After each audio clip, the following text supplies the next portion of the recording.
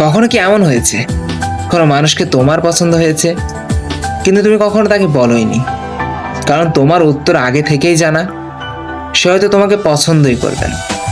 এমনটা আমার সাথে হয়েছিল।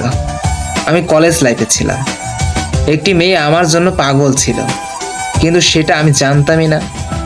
আমার ক্লাসেরই একটা ছেলে সে মেয়েটাকে পছন্দ করত, এটা আবার ওই মেয়েটি জানতো না।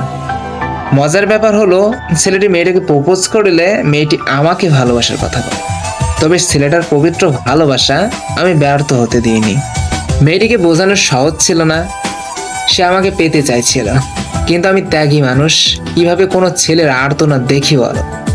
মেয়েটির কাছে খারাপ হইলাম, পরিশেষে তাদের দুজনের মেলাইলাম। তখন আমার কষ্ট হয়নি আফসোস। এখন মনে হয় কোনো মেয়ের ভালোবাসার অস্বীকার কখনো করতে নাই, যদি সে মন থেকে চায়। কোনো মেয়ের চোখে নিজের জন্য ভালোবাসা দেখা, এটার জন্য ভাগ্য থাকতে হয়।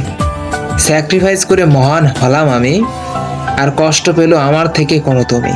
আজ বড্ড মনে হয় কেন ভালোবাসা আর নতুন করে আসে নাই।